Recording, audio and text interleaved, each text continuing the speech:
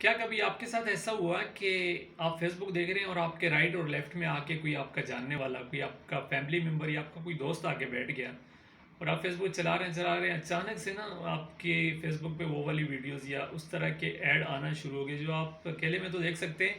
لیکن اپنے family member یا اپنے دوستوں کے ساتھ دیکھنے میں شرمندگی محسوس کرتے ہیں؟ تو اس شرمندگی سے بچنے کے لیے ایک چھوٹی سی سیٹنگ ہے فیس بک کے اوپر، اگر آپ وہ کر لیتے ہیں تو اس شرمندگی سے آپ بچ سکتے ہیں۔ اور ایک پتہ کی بات آپ کو میں بتاتا چلوں کہ فیس بک آپ کو وہی چیزیں شو کرتا ہے، وہی چیزیں آپ کو دکھاتا ہے جس میں آپ کا انٹرسٹ زیادہ ہو، جو آپ زیادہ ٹائم دیکھ رہے ہوں۔ تو کہیں نہ کہیں میرے خیال سے آپ کی اس میں غلطی ہوتی ہے، جو فیس بک آپ کو ایسا مواد دکھاتا ہے۔ تو یا تو آپ ایسا سرچ کر رہے ہوتے ہیں اس طرح کا مواد، یا پھر آپ کئی گروپوں میں جا کے دیکھ رہے ہوتے ہیں یا کئی پیج وزٹ کر رہے ہوتے ہیں، تو جس وجہ سے فیس بک جو ہے آپ کی سوچ کے مطابق آپ کو مواد دکھا رہا ہوتا ہے۔ تو جتنا ہو سکے اس طرح کی چیزوں سے بچیں، اور چھوٹی سی سیٹنگ ہے، سیٹنگ کر لیں، دوستوں کے ساتھ بھی شیئر کر دیں۔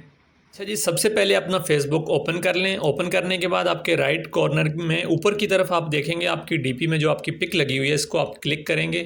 جیسے ہی آپ کلک کرتے ہیں تو آپ کو دو سیٹنگز ملتی ہیں، ایک سیٹنگز اینڈ پرائیویسی، اور دوسرے نمبر والی جو سیٹنگ ہے یہاں پہ آپ نے کلک کرنا ہے۔ جیسے ہی آپ کلک کرتے ہیں تو آپ کو نیکسٹ پیج کے اوپر لے جاتا ہے، اور یہاں پہ آپ کو نیوز فیڈ ملتا ہے۔ آپ نے نیوز فیڈ پہ کلک کرنا ہے، اور اس کے بعد آپ کو 5ویں نمبر پہ آپ کو ریڈوز مل جاتا ہے۔ یہاں پہ آپ نے ریڈوز پہ کلک کرنا ہے، اور یہاں پہ کرنے کے بعد آپ کو تیسرے نمبر پہ سینسٹیو کانٹینٹ، آپ نے اس کے اوپر کلک کرنا ہے، اور جیسے ہی آپ کلک کرتے ہیں تو آپ کو دوسرے نمبر پہ ریڈوز مور، آپ نے اس کے اوپر کلک کر دینا ہے دوسرے نمبر پہ، اور اس کے بعد آپ نے اوکے کا بٹن دبا دینا، اور یہ آپ کی سیٹنگز ہوگی مکمل۔